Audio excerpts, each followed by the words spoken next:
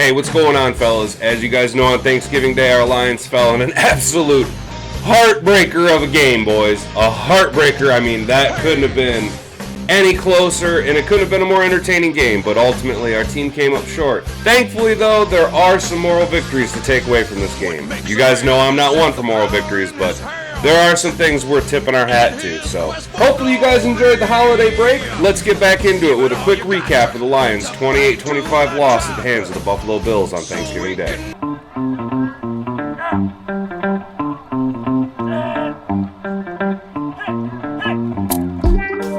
Welcome to Detroit! Alright, hey, welcome back, fellas. As you guys know, I'm Hat and Beard. Thanks for coming by, stopping into the channel. If you're new here, please do me a favor, go ahead and hit like and subscribe on the video. Go ahead and ring the bell for notifications so that you never miss out on any future content. It really helps us grow here, fellas. With that out of the way, let's talk about a few takeaways that we can pull out of this unfortunate situation that happened Thursday at the hands of the Buffalo Bills. As previously stated in numerous videos, fellas, I am not one for moral victories. I mean, you can take your moral victories and basically shove them up your butthole because they don't get you into the playoffs. They don't get you into Super Bowls. Moral victories don't count at the end of the year. That's a fact. But we need to realize that the last 3 weeks of the season leading up to week 12, we were playing great football. We were exceeding our expectations and punching outside of our weight class. I don't think anybody really expected us to actually be able to beat the Bills. I had convinced myself that that was going to happen, and we contended and we hung with them, but the Bills are they were a Super Bowl contender at the beginning of the year, and they continue to show why they're a Super Bowl contender throughout the season. All in all, we hung in there with them, guys. We hung in there with them, I mean, literally right down to the last minute of the game. And I know it sounds cliche, but it really did come down the 6 inches in front of your face. I mean, 1/2 second too quick or too late, and you don't quite make it. What the hell is that? What is your motto here? Kirby Joseph's fingertips were a 1/2 second, just a 1/2 second away from swatting the ball away from Stephon Diggs to set up the last second field goal that Tyler Bass kicked through, which is a heartbreaker because this is like a routine thing where we keep losing these one possession games and it keeps coming down to field goals. But the Lions played great, guys. Look, we punched way outside of our weight class. We did everything that we needed to do to set our team up to win. Unfortunately, we just came up that 6 inches too short, man. Like, we just came up a little bit short on the back end. The credit needs to go to the Bills. They beat us. The Buffalo Bills came in.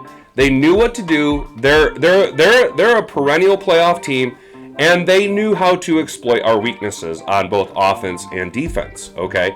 Their coaching staff is a little bit more well-polished than our coaching staff. And it was evident in the back end of the game when it really mattered and all of the X's and O's came down to it. Unfortunately, seeing Dan Campbell just isn't quite there yet. He's getting there, though. I'm not calling for his job like I was, say, 6 weeks ago.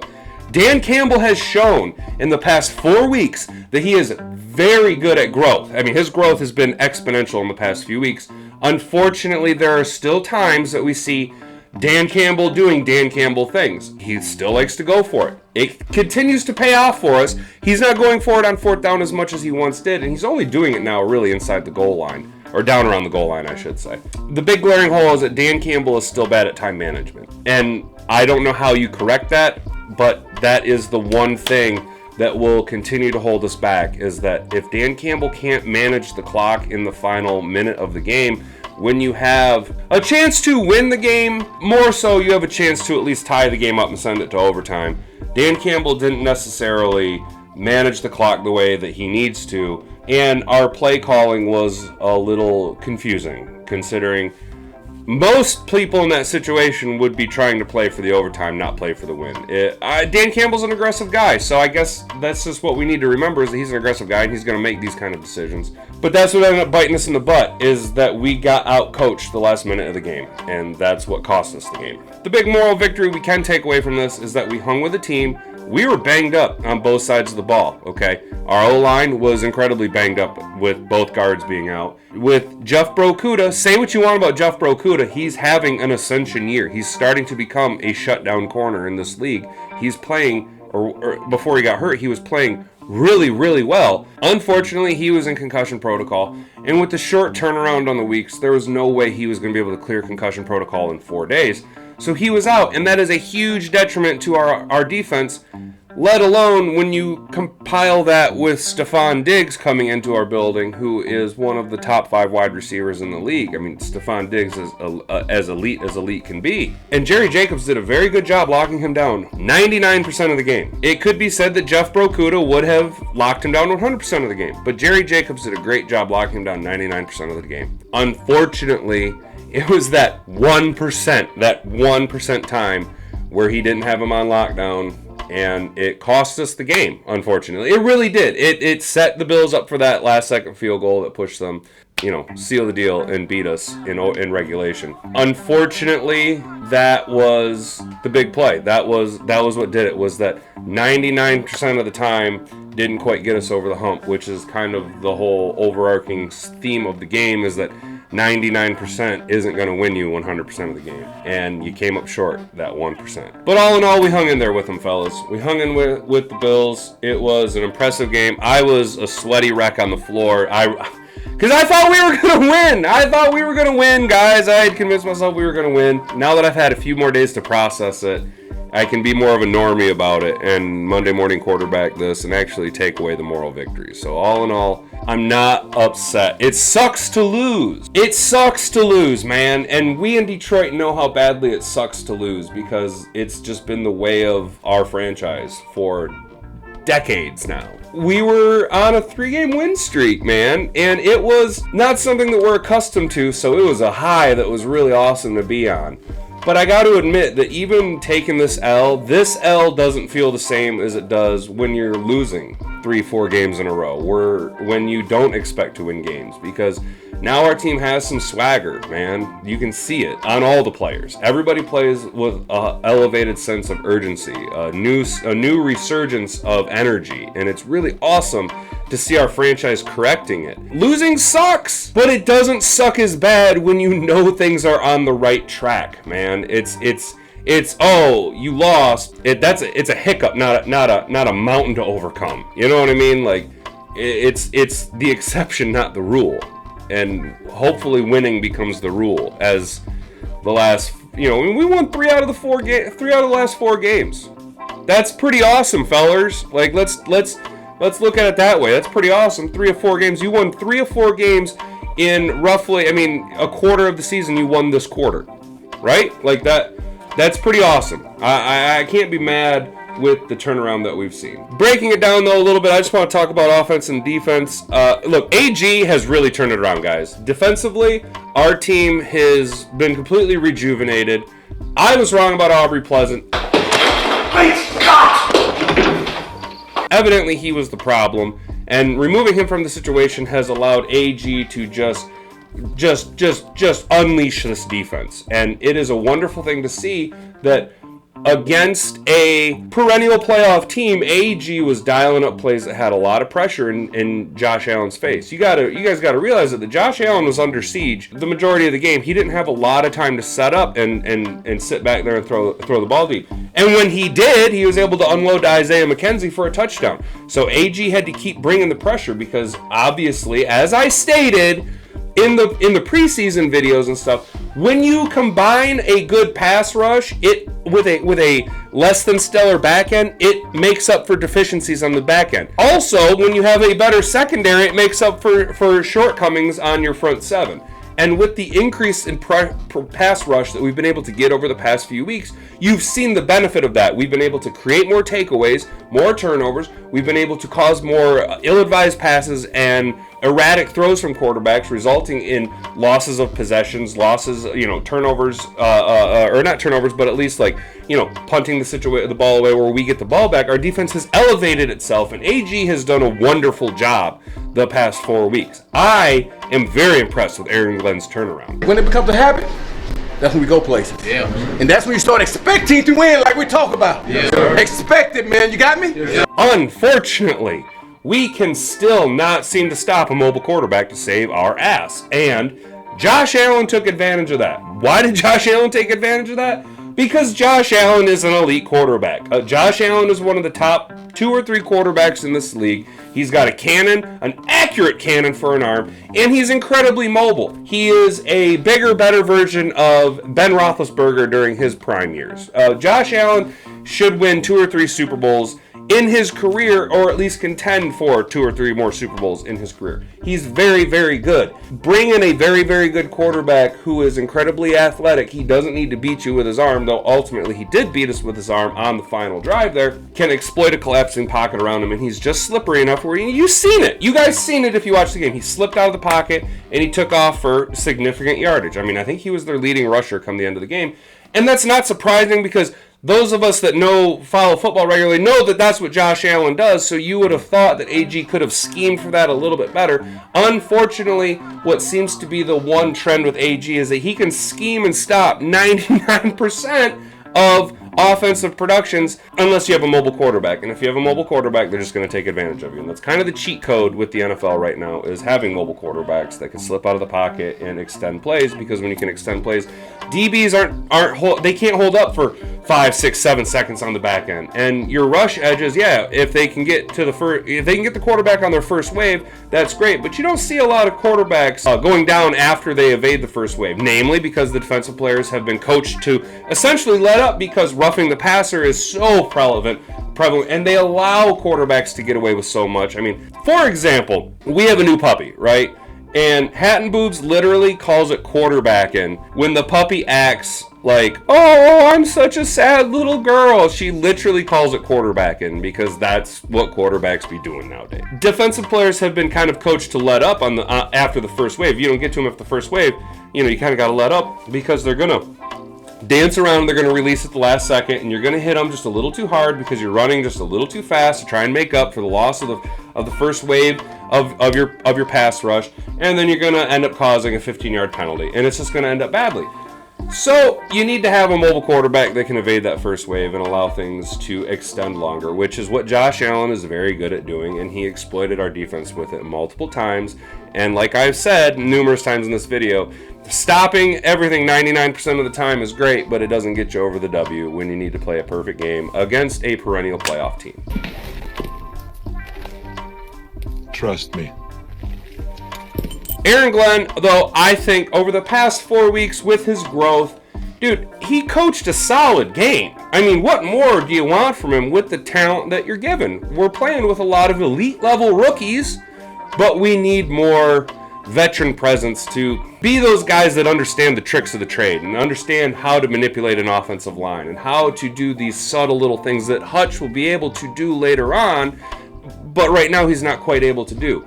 And also, again, I'm going to keep bringing back to it. I'm not trying to make excuses, but having Jeff Brokuda out was a significant loss to our very suspect secondary. Moving on to the offense, there's not much I can really say about Big PP Ben Johnson. He calls great games. He's a young and upcoming offensive coordinator. Big PP Ben Johnson will probably be interviewing for head coaching jobs in the next 2-3 years, especially if he continues to call offensive schemes that are successful. Our offense doesn't have a tremendous amount of weapons to use at their disposal. Swift is perpetually dinged up. St. Brown is our number 1 wide receiver. Josh Reynolds is dinged up. DJ Shark is a bust. Khalif Raymond, bless his heart, I mean, he's got a motor, dude, but like he's can't seem to stay healthy. I mean, he's always hobbling after the game. I mean, that's no fault of his own. He goes out there and he balls. Thumb Kennedy didn't get any targets. What you gonna do? Our offense was down 2 interior offensive linemen, Jonah Jackson and Evan Brown, and we only have 1 Dan Skipper to replace them, so we were dinged up, and that really didn't bode well because the Bills have Ed Oliver. Ed Oliver's sweet, all right? Ed Oliver is very, very, very good at the defensive tackle position. And Ed Oliver took advantage of our secondary line, interior offensive line players. Regardless of how good Dan Skipper is, he can't be 2 places at once, and he can't hold up against Ed Oliver all day long. Frank Ragnow did the best he could, but he's having to call a lot of plays, and our offensive line requires a significant amount of movement. Ben Johnson, though, did call a great game. He kept us into the game right down to the very bittersweet end. He's able to utilize Amon-Ra and have Amon-Ra do Amon-Ra things. I think Amon-Ra had, 9 catches for 122 yards? Amon-Ra is very good, and he's going to do good things with the ball when the ball's in his hand. But Amon-Ra also does amazing things with the ball out of his hands when he's not the focus of the play call. Amon-Ra is very Hines Ward-esque. Things are really starting to look like the Bill Cowher Steelers here in Detroit, and I'm not mad about that. I'm not mad about that at all. Back to Big PP Ben Johnson. calling plays, getting the ball in St. Brown's hands, okay, getting the ball in players' hands that he has devised plays to get them open to manipulate the defense. Ben Johnson is just having a heyday with 3 separate running backs that he can roll out there. I know, Swift is very limited, but DeAndre Swift, in as much as it irritates me that he can't sustain a workload, is incredibly electric when he gets the ball in his hands, when he wants to run north and south. When he does have the ball in his hands, though, he is very electric, and limiting his touches has been a beneficial thing because we have seen the ascension of Jamal Williams, who leads the NFL in rushing touchdowns this year, as well as the emergence, and this is unfortunate that Craig Reynolds has been dinged up, because with Craig Reynolds being dinged up, it has allowed for the emergence of Justin Jackson, who, if you guys remember, I was higher than giraffe pussy on Justin Jackson during the preseason because I had watched him in San Diego, and I thought he was a relatively good running back who had the ability to be electric in space. Now, exactly what I've been saying though since the preseason is that Justin Jackson is a better replacement for DeAndre Swift's style, his ability, his skill set, because he's not as bruising as Jamal Williams, and he's got better hands than Jamal Williams. Is he as electric as DeAndre Swift? No. Does he have the hands like DeAndre Swift? No. Nobody really does. That's what makes DeAndre Swift so much more special, and that's what's so frustrating about his inability to stay healthy. However, when you complement these 3 running backs and just give them, Ben Johnson, 3 solid. I'm not saying elite. DeAndre Swift could be elite.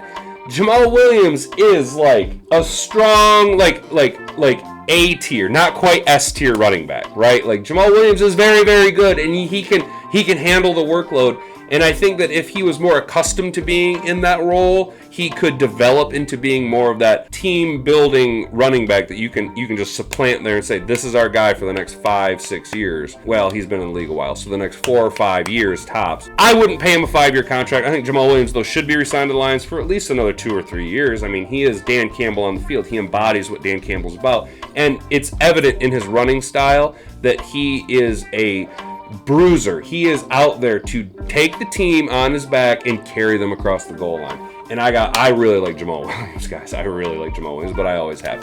And you give these toys for Ben Johnson to play with, and he excels at it. The unfortunate thing, though, and what it really boils down to, is that the Bills coaching staff, just like with our defense, they were able to take advantage of our weakness when it mattered. They were able to create pressure by collapsing the interior of our offensive line, both on pass plays and disrupting run plays by collapsing our guards in, because we didn't have our starting 2 guards in.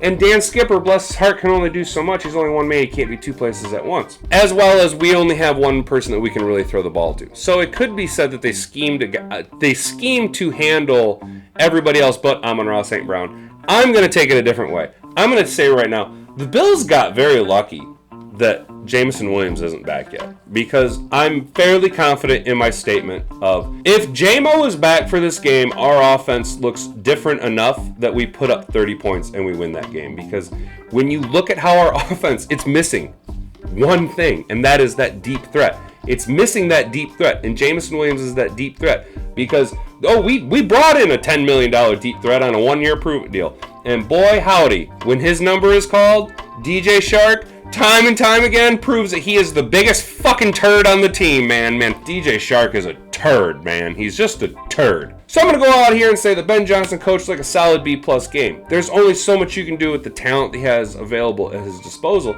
but he's utilizing the skill sets of these players in ways that keeps us in games.